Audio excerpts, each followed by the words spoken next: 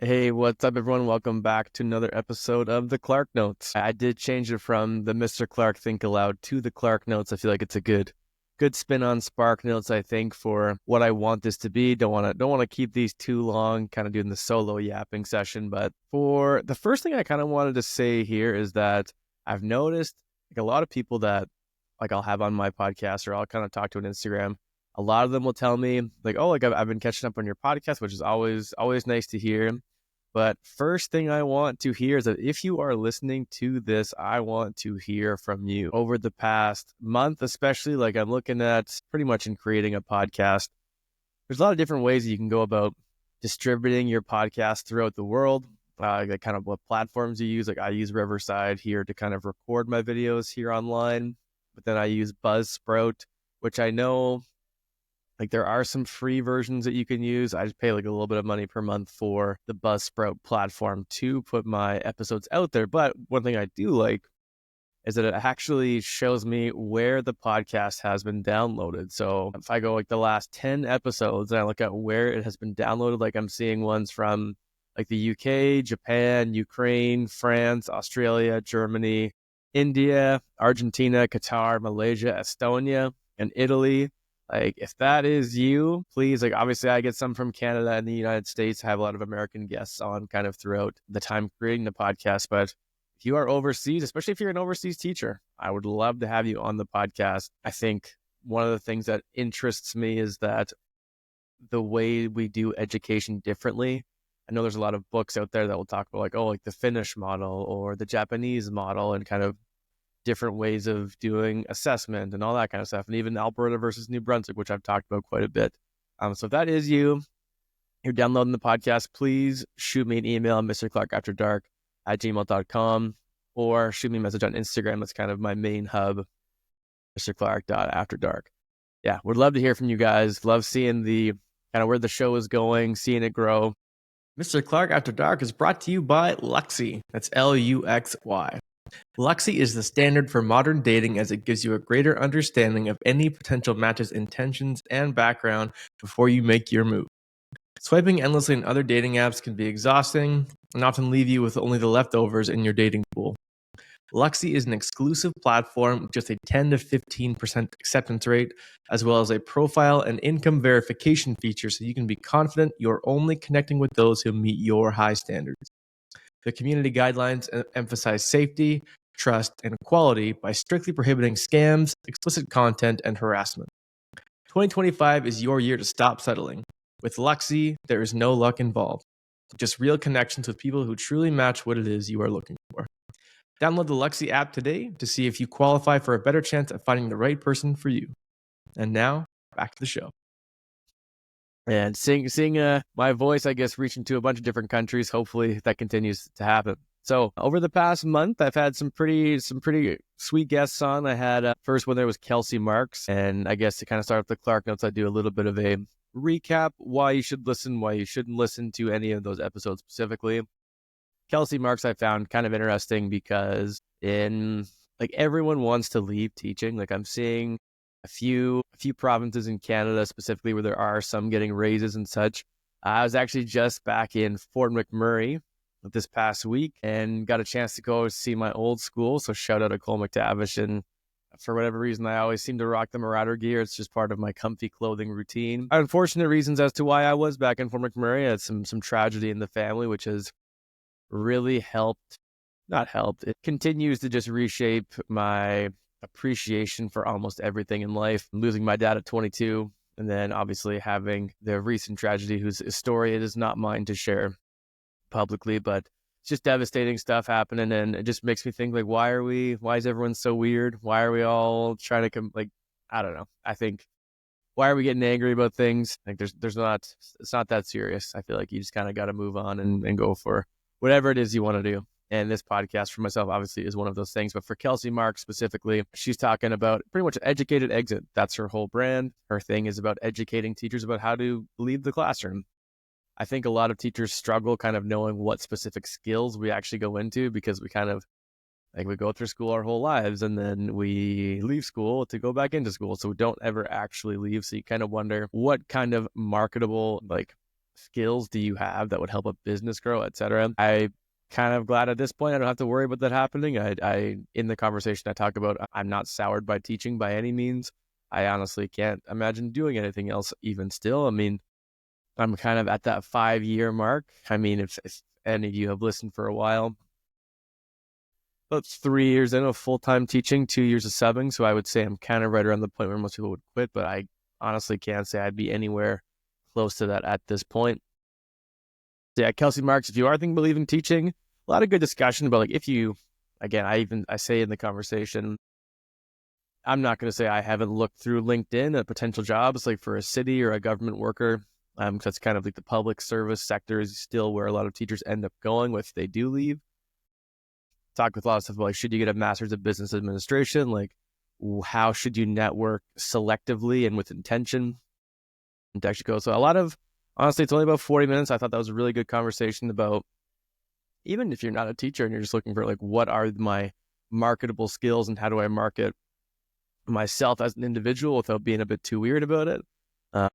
And yeah, so I thought that was a pretty sweet one. The next one was with Christine Miles, which was honestly a surprising one. Her team reached out to me and we got an episode going, and like, listening to people always seems pretty self-evident. I even noticed too, we were talking about eye contact, about like how long should you make eye contact, even as I'm not even talking to anyone right now. I'm looking at the camera, but I'm also kind of looking away at times because I tend to kind of move my head as I'm thinking and not necessarily making eye contact all the time. But yeah, I just thought it was interesting. She kind of made a point of like how, or I asked her, how does body language kind of shape the interaction?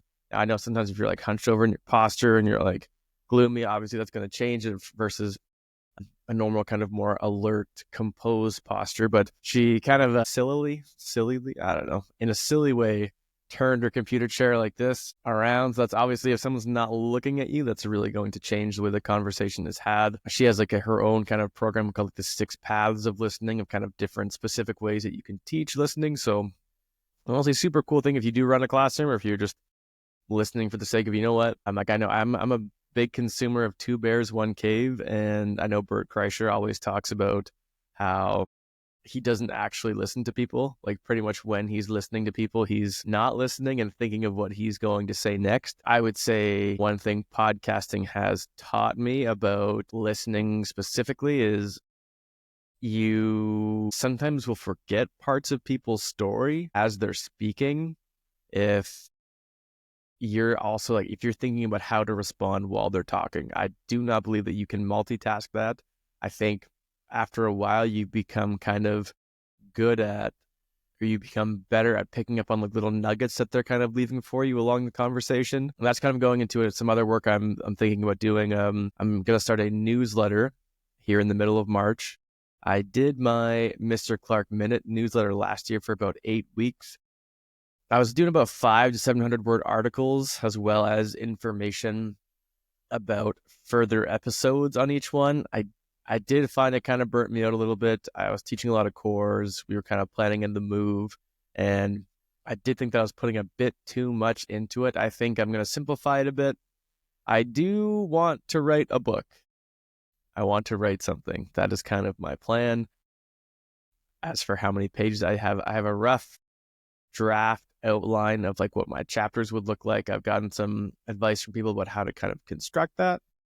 Not sure. My goal would be to, I don't believe in deadlines because I kind of follow the Rick Rubin, who I said, the Rick Rubin kind of the creative act. You don't want to rush something, but you also want to kind of let the ideas manifest, but then give yourself a deadline to actually give yourself some personal incentive to get through that kind of slog of actually going from thinking about being creative to actually tangibly being creative. So it's going to be social anxiety related. And in the process of trying to write that book, eventually I will be writing some pieces in the newsletter about social anxiety, conversing, different things along those lines about just how to be a better communicator. And I guess to kind of how to get over your personal awkwardness. I think even as a teacher myself, sometimes I'll meet a coworker I think we're cool with, and then all of a sudden you both feel the moment where it starts to get weird and no one really knows how to get out of it, and you're kind of motioning away your body language. And usually as a teacher, you always have somewhere that you can be. that's different. So it's kind of easy to leave the conversation, but I think that's something I think everyone can get better at, no matter what your profession is or anything along those lines. And I've had the conversations recently about being on the podcast where talking to some people kind of feels like you're pulling your teeth and like you don't really know how to navigate it. And some people might feel that way talking to me. And that's kind of the point. Even though I do the podcast and I talk to people for an hour and a half, I know I also listen to Dr. Drew quite a lot. I think it was actually Dr. Drew After Dark was his podcast name, which was obviously After Dark's pretty broad, clearly, but he pretty much said he's very good at talking when there's a reason. So like to go on like a 4 and 5 hour podcast or radio show, it's like you're kind of motioning the context to be directed at a certain aim, whereas having casual small talk conversation can feel very awkward, even though you're able to talk for 5 hours on a different thing. So I think exploring those different contexts and how we can kind of be aware with those and adjust in the moment is kind of what interests me anyway. So I don't know. Maybe the book idea will fall apart. Maybe I'll write for a few months and absolutely hate it.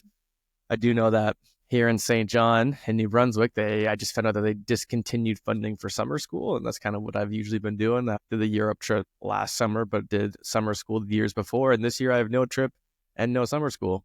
Not really a secret at this point. I've told a lot of people, but we are expecting baby number 1 here on August 20th or August-ish. So no travel plans for the Clarke family this August as we kind of gear up for baby number 1. I'm actually going to be on a podcast here on March 8th, I think, on Curtis Houston's podcast. I'll be sharing that stuff as well. I kind of just forgot about that as I was thinking about other things I'm doing. Anyway, so Christine Miles, Paths of Listening, as I go off on my other tangent there.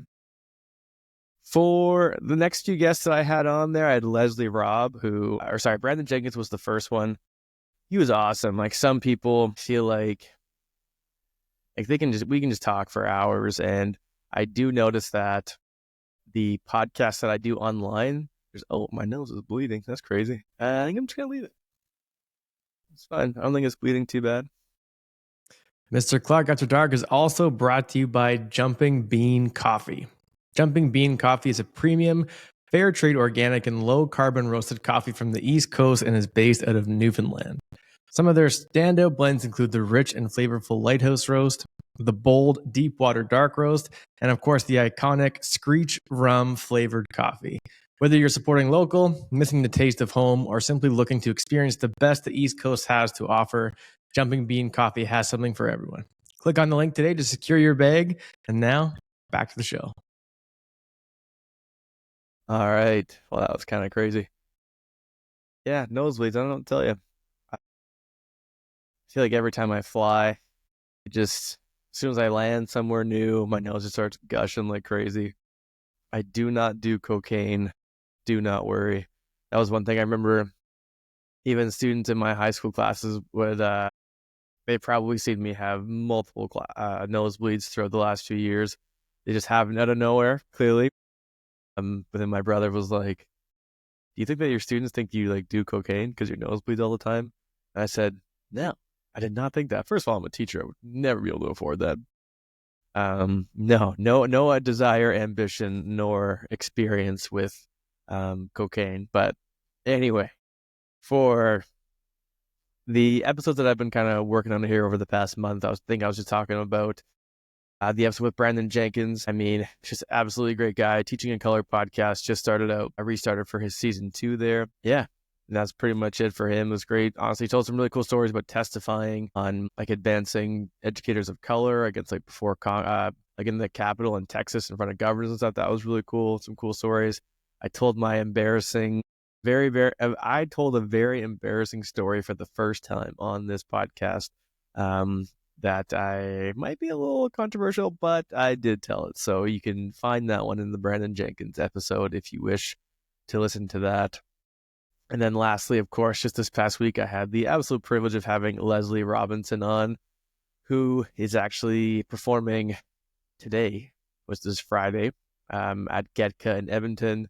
She's awesome. Her skits are hilarious. Her and Brandon Jenkins, I believe, are both affiliated with board teachers, and they do a lot of funny stuff. I feel like I have quiet, soft ambition of potentially making those types of reels and clips.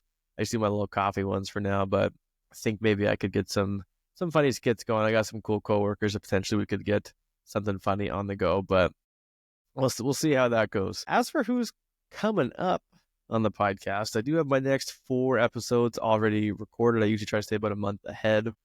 First one will be Conrad Drover, the first ever person to repeat on the Mr. Clarke After Dark podcast.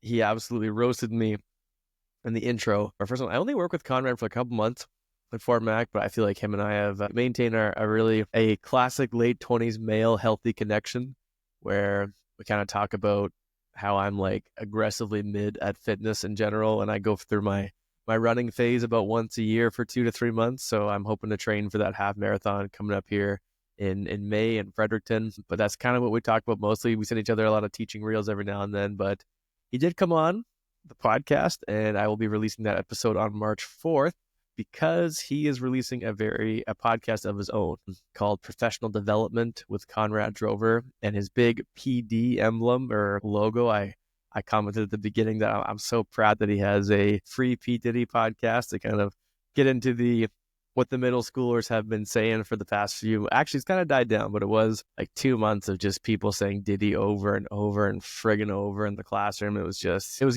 getting too crazy. But no, I love his idea. Him and I are kind of in similar planes here. I cringe to call my own podcast PD, but again, that's what I want to do. Is stuff I'm interested in learning about. It's people that I find intriguing. I don't know like how you can say you hate PD, but then you love listening to podcasts. Clearly, if you've come across my podcast, you've probably likely also come across other ones in your travels that you've also enjoyed. I feel like if you're someone who enjoys listening to podcasts, you enjoy learning anyway, but maybe those are just the people that I'm trying to find. But yeah, so like I had him on for about an hour, and we talked a lot about like the education niche itself, how like even on my Instagram, I kind of market myself as Mr. Clarke After Dark for educators specifically, but I do think there's a lot of exposure of what goes on in the teaching profession in my podcast, and what I've tried to create. One of the first things I brought up to Conrad, because this is kind of a question that almost like paralyzed me in a sense. Yeah, all the students at Beaconsfield recently just found out that I have a podcast, so I kind of kept it somewhat low key for about 6 months. I believe it was actually one of the principal's sons that kind of let the rumor go. I can't remember actually how he got it, or he found out about it, but one of the students asked me, Mr. Clarke, like, what's your podcast about? And I was like, that's a great question. Like, I never actually put direct thought into something specific I want to talk about all the time. I think that's boring. I think if you talk about one thing all the time, you're going to be bored. I don't want to just talk about education and rigor and pedagogy. Obviously, if that stuff comes up, I love a good conversation about trying to mix stuff in the classroom as much as any teacher, I think, specifically. But again, even talking about things about like listening and hearing stories about testifying in front of the Capitol in Texas, and the one with Leslie Robb kind of embarrassing herself on a field trip. Like, these are all stories that I believe are relevant and relatable to almost anyone in any context, because it kind of shows how we interact with others around us and the mistakes we make and the things we try to do better. So I do genuinely think that's where this comes from. I have toyed with rebranding the podcast, Mr. Clarke After Dark, but I think it's here to stay. I think it's kind of, I think it's become, obviously, it's not as after dark as some of your other ones might be, but it's something as I kind of enjoy it. I kind of like the rhyme, I like the lingo, and I think as I kind of get close to episode number 100, I think it's kind of been what it's going to be. So we'll see maybe in the future, but I think for now I'm going to keep it locked on that. So yeah, that was Conrad Drover there. We had a sweet conversation, just a lot about specific podcast niche stuff, like what are you trying to do with your podcast? I guess like what other podcasts exist that you think you can potentially fill a void with? I know, for example, like I listen to people like Andrew Huberman and Chris Williamson with Modern Wisdom and Huberman Lab. That's like, it's a male oriented, like a kind of stereotypical like masculine male figure podcast that talks a lot about psychology and life and trying to gain wisdom. And I think to some extent, like I kind of want to hint at that, but I don't really want to just be like another, like just go work out bro kind of guy. I feel like that's kind of a kind of overused. I guess like what in podcasting is overplayed.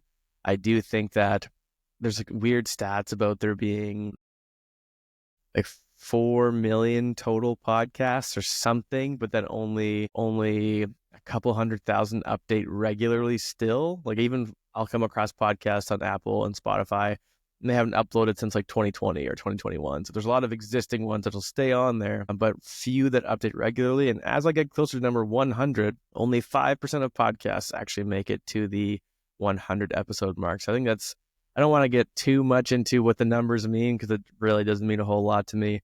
But I do think it's definitely not nothing when you have 100 episodes and probably 60, 70 hours of content for anyone to enjoy. So I'm looking forward to kind of getting over that hurdle and have that little one at the beginning of the podcast after. I think that'll be cool to see. For the next few episodes after that, I will say, I think I was touching on it earlier in this, what's seemingly like an even more so ADHD rant as I continue on down this road and digging my own rabbit holes, as Amy Marshall would say, which is actually a segue into my next guest. So the first episode that's coming out next week there is Conrad Drover as he's releasing his podcast. Amy Marshall, she's actually the first person from New Brunswick that I've had on the podcast. So she's a district lead for literacy, and honestly, just such a genuine person, very wholesome. We had such a great conversation about like almost everything. It was such a good conversation. I loved every second of it. But right away, I noticed I absolutely love doing in-person podcasts, doing them online. I feel like I had a professor once that said like he could lecture for 90 minutes and the time just goes by and you don't even notice it. But then doing a 45-minute virtual teaching, it just felt so exhausting trying to record things and just like edit things and all this stuff. And I feel like once I get to an hour and 10 minutes on a video call, I feel like that's kind of where it wraps up. But I mean, Amy and I talked for close to 2 hours and it felt like we just started talking. Her episode will come out there the second week of March. The one after that is actually the second person from New Brunswick that I'm having on the podcast, in Erin Schreier. Erin Schreier is actually the owner and head of school of a few private schools here in the New Brunswick area. I'm connected with her on LinkedIn quite a while ago. And it was really cool. I think her and I talked for close to 2 hours as well. And it was just overall just a great conversation. Her and I like just got so into the weeds on what like a defense of private schools, honestly. And a lot of it was, I think, what she's trying to do. And it's not like her school is like $100,000 per student. I think it's actually for what you would get differently from the public school system and things the public system can do to kind of compete. Obviously, I think the trend with where the Department of Education is going in the United States, which, to be honest, kind of trickles into Canada and other places, seems to be more of an effort or a push towards school choice. So I think rather than, I feel like, face what seems to be the political inevitable, how do we just focus on improving and not making private schools necessary with the building and the personnel and the genuine humans that we have already? So yeah, Erin Schreier's episode will come out there the third week of March, and then the last one will be Bernie Godwin, who is actually the author of the book Loving Our Students on Purpose, and she's based out of Australia. And her and I had a great conversation about behavior. I would say if you liked the episode I did with Mandy Grass, who's a very popular family therapist on Instagram, where we talked about like behavior systems and how to implement them, you'll very much like this conversation as well with Bernie. She was awesome to have on. But yeah, so that's kind of the makeup for the podcast over the past month and where it's kind of going for the next month. I always like to put a month of a podcast kind of in the chamber, if you will. If you never know what happens in life, and try to get that settled. So for the actual kind of reflections part of this episode, I already know about 30 minutes in here, and I've kind of mixed them in throughout. But I would say this is an idea I've had. Maybe it's been used and it sucks. But I think a number one thing for teacher retention is like, I think I wrote about this in university too.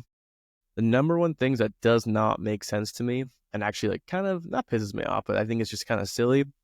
It's not the amount teachers get paid. I feel like, especially in New Brunswick, I mean, if you do your 10 years of teaching and you get your master's done, which is not like too intense of a process from what I hear, I haven't done it. You can make 6 figures as a teacher on one income. And now obviously like that's at least a good life for anyone, I think, especially living in New Brunswick. So not necessarily contesting like where you max out. I do think that starting teachers at like $55,000 now, I think doesn't really make sense. If you're looking at teacher retention and losing them in the first 5 years, you lose 50%. I mean, if you shrunk that model down to where maybe you start at $80,000 in your first year, but then you still only max out at 105 and you make the pay scale only 8 years, I think that would, considering the cost of investment of onboarding new teachers and the constant turnover of teachers, the actual like losses that you would make just paying slightly more in the earlier part of the career, I think would go a long way, especially for competing. Because I think that kind of would also give the profession the power of competing with other private sector entry-level jobs. If you're usually making 60, 65 your first year at university in any other profession, but you can make 80 in teaching, even though you don't necessarily max out at the same way as a lot of other private sector jobs would do, I think that would go a long way to entice, especially the first 5 years of survival where you kind of know, okay, like I can actually chip away at my student loans and I can still maybe go on a trip a year and maybe I can still save to buy a house kind of all at the same time without actually kind of going into, no, we need to raise where it's at the very top. And I guess like New Brunswick, for example, does an 11-year system where I think it's actually 12, it's like 0, or it's like 8 to whatever, it ends up being like a 12-year scale. And like if you kind of max it out at 105, just say hypothetically, like the 11th year of experience, the 8th year of experience, then maybe only for those who have their master's degree, you add 3 more years to the scale to maybe go up to like 120. I think like one that would go toward incentivizing those to get their master's kind of at a point in time of their career between years 5 and 8 when they should kind of be doing their master's anyway. And this way you kind of add more additional incentive, not just for overall salary, like you move up a spot like to a new level, but you just get rewarded for staying in the classroom longer. I think that would, so that way if you're like in year 8 as a teacher without your master's, you'd stop. But then if you have your master's, you keep going for 3 more years. It's kind of like a staggered salary scale. Again, it's just something I was thinking of recently. Kind of pay the newest teachers a little bit more to kind of be a bit more competitive at the very beginning and kind of help the first 5 years, and then kind of keep the general max the same for those who don't want to get their master's and they're content. You know what? I don't want 105 for doing my master's or to get 120. That's fine with me. And then I think that could be something that potentially be explored in the future, but maybe I'll have to talk to some NBTA people or some more government people to get on that. But we will see. The last thing, I won't spend too much longer on here because I think I've kind of talked about most things. And I know you're probably on your drive just waiting for me to wrap up my yapping here, but I am going to try to go back to high school next year. I think I said that a few times, but I think the history classroom is calling my name back again. So principals, watch out. You'll be seeing my name come across your table to hopefully potentially get some sort of history/social studies position here come next year. To kind of finish this off here, I do think that one quote I've heard recently is, I kind of always end the show with the same quote every single time, but there's one that I found this time around that it says, I have no idea where I'm going, but I know exactly how to get there. And I think that pretty much wraps up the spirit of the journey, which sounds, I feel gross even just saying that, but I think it's so fun kind of just going through things, trying to make it happen and having fun with it. But yeah, so if you listen to the show, please reach out. Would love to hear from you guys. Please obviously listen to the episodes, Brandon Jenkins, Leslie Robb, Christine Miles, and Kelsey Marks, and stay tuned. And hopefully you all tune into Conrad's Drover Professional Development coming out on March 3rd and my episode with him on March 4th. All right, guys. Don't do drugs.